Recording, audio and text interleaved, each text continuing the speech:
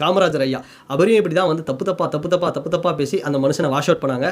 இன்னைக்கு அவரையும் தோக்கடிச்ச ஊர் தானே அப்படின்னு நம்மளாம் ஸ்டேட்டஸ் போட்டு சுற்றிட்டு இருக்கிறோம். சரி, இன்னொரு விஷயம், புரட்சி தலைவர் எம்ஜிஆர் அவர் பார்த்தோம் அப்படின்னா அவருக்கும் பல பேருக்கு தொடர்பு இருக்குது. அவர் ராமாவரம் தோட்டத்தில் என்ன பண்ணார் தெரியுமா, அவர் அண்ணா நகர் பார்க்கில் என்ன பண்ணார் தெரியுமா, டவர் பார்க்கில் இந்த மாதிரி தப்பான நிறையா அவதூறு அவர் மேலே பரப்புனாங்க. ஆனால் அதெல்லாம் பார்க்காம அந்த மனுஷன் சாவர வரைக்கும் ஏன் படுத்துட்டே ஜெயிச்சார், தொடர்ந்து ஹேட்ரிக் அடித்தார்.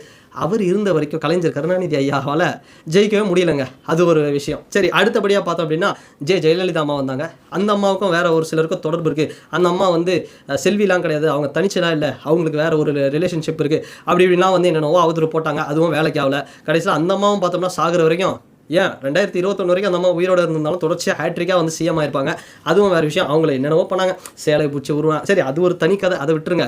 ஆனால் அவங்கள எவ்வளோ டார்ச்சர் பண்ணாங்க, இதெல்லாம் பண்ணாங்க. ஆனால் அந்த அம்மா ஓகே உயிரோடு இருந்த வரைக்கும் ஒரு பெரிய லெவலில் வின் பண்ணி ஒரு கடைசியில் கட்டத்தில் கொஞ்சம் கஷ்டப்பட்டு போனாங்க. அப்புறம் நம்ம கேப்டன் வந்தார்.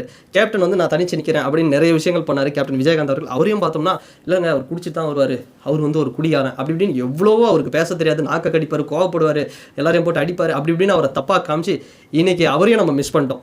இப்படி வந்தவங்க எல்லாருமே ஒரு பர்டிகுலர் பார்ட்டியை, அதுலேயும் அந்த பர்டிகுலர் பார்ட்டியில் இருக்கக்கூடிய பர்டிகுலர் ஃபேமிலியை எதிர்த்து யாரெல்லாம் வந்தாங்களோ அவங்க மேலே எடு அவன் பின்னாடி என்ன ஒரு பர்சனல் அட்டாக் ஏதாவது இருக்கும், குற்றாலத்தில் ஜட்டி போட்டு அவன் குளிச்சிருப்பான், அந்த வீடியோவை ஃபுட்டேஜ் போட்டு காட்டு மக்களுக்கு, அவனை ஆபாசமாக காட்டு அப்படிங்கிற மாதிரி தான் பண்ணிக்கிட்டு இருக்காங்க இன்னமும் 2026. இதெல்லாம் பண்ணிட்டு கடைசியில் ஒரு வார்த்தை சொல்லுவாங்க, என்ன தெரியுமா, அவர்கள் வாழ்வதில் எங்களுக்கு பிரச்சனை இல்லை, ஆள்வதில் தான் பிரச்சனை அப்படிங்கிற மாதிரி ஒரு வார்த்தையை சொல்லி டிஸ்க்ளைமர் போட்டு தப்பிச்சுட்டு போயிடுவாங்க. அது மாதிரியான ஒரு ஸ்ட்ராட்டஜி தாங்க இது நம்ம ஆர்கே நகரில் இருக்கக்கூடிய டிவிகே கேண்டிடேட் மரிய வில்சன் அவருக்காக பண்ணுறது. எங்கடா அந்த மனுஷன் தெருவாக வந்து வீடு வீடாக போனால் போகிற இடத்துலலாம் வரவேற்பு கிடைக்குதோ, ஐயோ ஜெயிச்சிருவாரோ அப்படிங்கிற ஒரு பயத்தில் எப்படியாவது ஒரு மேலே ஒரு அவதூறு எப்படி பண்ணலாம்.